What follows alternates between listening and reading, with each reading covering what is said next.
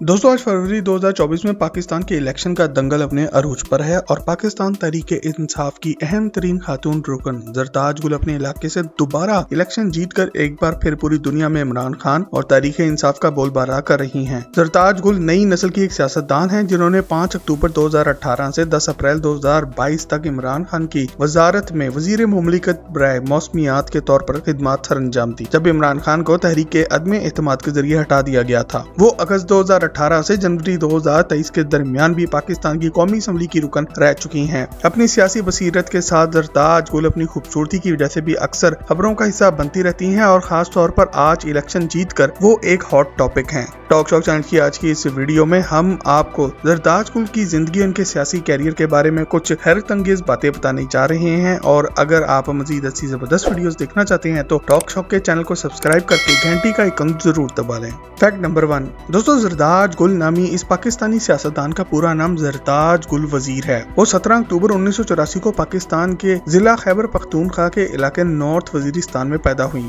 इनका ताल्लुक वजीर ट्राइब यानी कि वजीर कबीले से है। इनके वालिद अहमद वजीर वावडा के चीफ इंजीनियर हुआ करते थे। फैक्ट नंबर 2, दोस्तों, जरताज गुल ने अपनी इब्तदाई तालीम अपने गांव बन्नू और मीरन शाह से हासिल की। इसके बाद वो अपने खानदान के साथ लाहौर आ गई और यहाँ पर पहले क्वीन मैरी कॉलेज लाहौर और बाद में नेशनल कॉलेज ऑफ आर्ट से तालीम हासिल की। यहाँ पर NCA से इन्होंने टेक्सटाइल डिजाइनिंग में मास्टर्स की डिग्री हासिल की। इस दौर में वो एक फैशन डिजाइनर बनने में बहुत ही दिलचस्पी रखती थी। फैक्ट नंबर 3, दोस्तों, अपनी पढ़ाई के आखिरी दिनों में जरताज गुल ने सियासत में दिलचस्पी लेना शुरू कर दी थी। वो एक नई सोच की हामिल खातून थी जो कि मुल्क में बेहतरी देखना चाहती थी। खास तौर पर पिछली कई दिहाइयों से चलते हुए पुराने करप्ट सियासी निजाम को बदलना चाहती थी, जिसने साल 1947 से हमारे मुल्क को हाईजैक कर रखा है।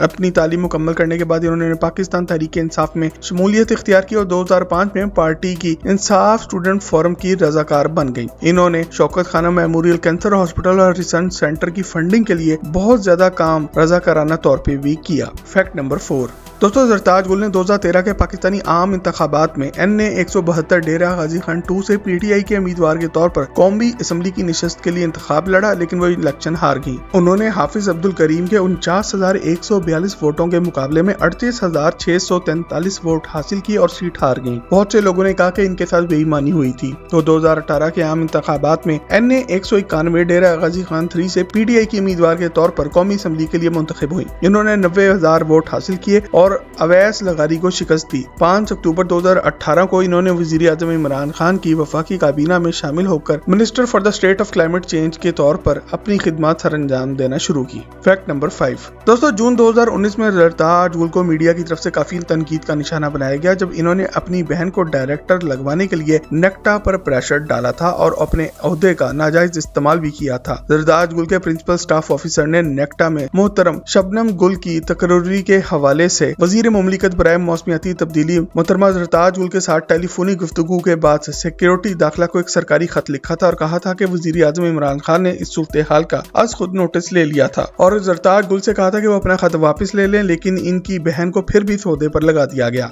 नेक्टा ने बाद में वजाहत करते हुए एक बयान जारी किया कि जरताज गुल की बहन शबनम गुल की तकर्री मेरिट की बुनियाद पर की गई थी, हालांकि इनके पास इस शोबे से रिलेटेड कोई डिग्री या तजुर्बा मौजूद नहीं था। नेक्टा को खत भेजने पर जरताज गुल के खिलाफ कोई कार्रवाई नहीं की गई। हालांकि इमरान खान के मुआविन खसूसी ने यह बयान दिया था कि PTI की हुकूमत में कोई भी अपने ओहदों का इस्तेमाल करके अपने रिश्तेदारों और दोस्तों को तरक्की नहीं दिलवा सकता। फैक्ट नंबर 6, दोस्तों, जरताज गुल जब national college of arts Lahore में पढ़ा करती थी तो वहाँ पर इनके साथ अली नाम का एक नौजवान भी पढ़ा करता था जो कि इनका क्लास फेलो था और ये दोनों बहुत अच्छे दोस्त भी थे। ये अली कोई और नहीं बल्कि PTI के लीडर अली अमीन गंडापुर थे, जो कि जरताज गुल के साथ ही PTI का हिस्सा भी बने और आज दोनों ही एक साथ इमरान खान के लिए लड़ रहे हैं। 2018 के बाद अब अली अमीन गंडापुर ने 2024 के इलेक्शंस में भी कामयाबी हासिल की है और इससे पहले भी वो 2018 के इलेक्शन में मौलाना फजलुर रहमान को हरा चुके हैं। आज वो PTI की आर्मी के सबसे बड़े सिपाहियों में से एक हैं। और अगर आप अली अमीन गंडापुर के बारे में एक डिटेल से वीडियो देखना चाहते हैं तो कमेंट सेक्शन में यस लिखकर हमसे शेयर जरूर करें।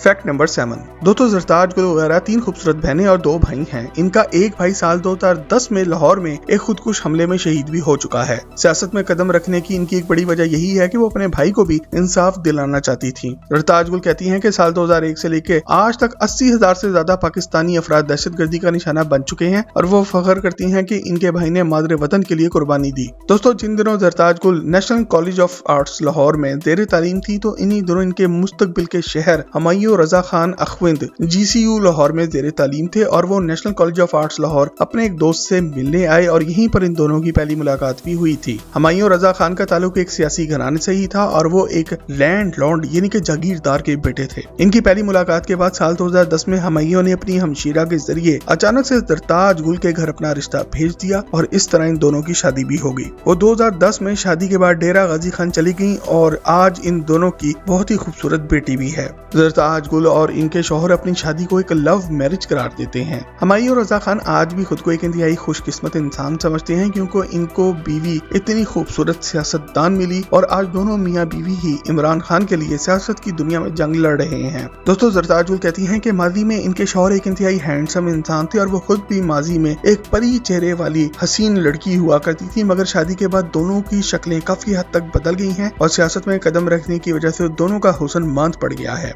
Fact number 8। दोस्तों जरताज गुल को सियासत के शुरू में ही काफी कामयाबी नहीं मिली मगर इन्होंने वक्त के साथ साथ काफी सबक सीखे। साल 2018 के इलेक्शन के दौरान इन्होंने कौमी असम्बली के हल्का 192 डेरा गाजी खान 3 से हिस्सा लिया और इस हल्के में इनका मुकाबला मुस्लिम लीग नून के बड़े रहनुमा और साबिक वफाकी वजीर अवैस लगारी और साबिक वजीर आला सरदार दोस्त मोहम्मद खोसा के साथ हुआ। ये एक बहुत ही ताकतवर हल्का था और जरताज गुल ने 90,000 से ज्यादा वोट लेकर कामयाबी हासिल की और PTI का झंडा डेरा गाजी खान में बुलंद किया। इस तरह वो पहली बार MNA भी बनी। जब वो पहली बार कौमी असम्बली पहुंची तो इनके साथ PTI की तरफ से जीतने वालों में मुराद सईद, सदर आरिफ अलवी, अली अमीन गंडापुर, उमर अयूब, शेख रशीद और शाह महमूद कुरैशी जैसे सीनियर सियासतदान भी शामिल थे। दोस्तों जैसा कि आप सभी जानते हैं कि हालिया इलेक्शन में भी एक बार फिर PTI की शान जरताज गुल ने तहरीक इंसाफ की तरफ से कामयाबी हासिल की है और हमेशा की तरह से इन्होंने एक बार फिर अपनी जीत का सेहरा इमरान खान के सर दिया है। PTI की रहनुमा साबिक वफाकी वजीर जरताज गुल ने कहा है कि वो सिर्फ इमरान खान के वोट से ही जीती हैं। डेरा गाजी खान में मीडिया से गुफ्तगू करते हुए जरताज गुल ने कहा कि मेरी नशिस्त PTI के बानी इमरान खान की अमानत है और वो अपनी पार्टी के तमाम फैसले इन्हीं से मुशावरत से करेंगी। जरताज गुल ने कहा कि मेरी इंतखाबी कामयाबी में मेरा जाती एक वोट भी नहीं है और मैं सिर्फ PTI के वोट की बदौलत जीती हूँ। इनका मजीद कहना था कि हमारे उम्मीदवार इलेक्शन में धांधली के हवाले से मुनासिब फोरम्स पर शिकायत भी करेंगे। मैंने अपने वोट की हिफाजत की और 65,000 के मार्जिन से तब्दीली लाई हूँ।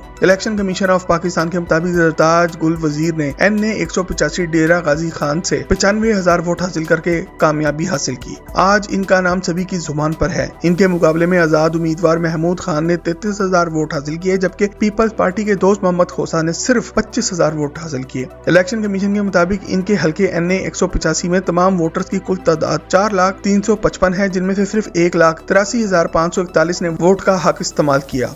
इस तरह वोट डालने वालों की शरह सिर्फ 46% रही। Fact number 10। दोस्तों आज से सिर्फ एक हफ्ता पहले PTI की राजकुमारी जरताज गुल को इजाजत होने के बावजूद DG खान में जलसा करने से रोक दिया गया था। जरताज गुल को इंतखाबी मुहिम के आखिरी रोज डेरा गाजी खान में जलसा करने से रोक दिया गया, हालांकि वो पहले से ही इजाजत ले चुकी थी। PTI की साबिक वजीर को डिप्टी कमिश्नर की तरफ से कानूनी इजाजत होने के बावजूद डेरा गाजी खान में अंधी वाली पुल पे जलसा करने से रोक दिया गया। सितम जरीफी तो ये है कि पीपल्स पार्टी, मुस्लिम लीग नून और मुस्लिम लीग नून के लगारी ग्रुप के हमायत याफ्ता उम्मीदवार इसी दिन शहर के मुख्तलिफ चौकों पर बड़े बड़े जलसे कर रहे थे मगर PTI पर पाबंदी लगा दी गई। सोशल मीडिया पर अपलोड की गई एक ताज़ा वीडियो में जरताज गुल ने हुकूमत के खिलाफ एहतजाज करते हुए कहा कि पुलिस ने इनके हामियों को मुंतशिर करने के लिए लाठी चार्ज का इस्तेमाल किया और इनके 4 कारकुनों को गिरफ्तार भी किया। जरताज गुल ने कहा कि इन्होंने अपनी इंतखाबी मुहिम के एक हिस्से के तौर पर अवामी जलसे के लिए डिप्टी कमिश्नर से इजाजत ले ली थी जब इन पर जलसा करने की पाबंदी लगा दी गई। इस मौके पर जरताज गुल भी अड़ गई और इन्होंने इलाका छोड़ने से ही इनकार कर दिया। वो अंधी वाली पुल के चौक पर कुर्सी रख कर बैठ गई। इन्होंने PTI के बानी इमरान खान से अपनी वफादारी पूरी दुनिया के सामने जाहिर की और वोटर्स पर जोर दिया कि वो अपने रवायती करप्ट सियासतदानों को मुस्तरद कर दें और कौम ने भी इनकी आवाज पर लबैक करते हुए इन्हें बड़ी तादाद में वोट भी दिया और आज वो दोबारा से मैदान फतह करके सामने आ रही हैं। दोस्तों अगर आपको जरताज गुल के बारे में कोई ऐसी बात मालूम है जो हमने इस वीडियो में नहीं बताई तो कमेंट सेक्शन में लिखकर हमसे शेयर जरूर करें, और मजीद जबरदस्त ऐसी ही वीडियोस के लिए टॉक शॉक के चैनल को भी सब्सक्राइब जरूर करें। आपसे बहुत जल्द एक और जबरदस्त वीडियो में मुलाकात होती है। जब तक अपना और अपने घर वालों का ख्याल रखें। अल्लाह हाफिज।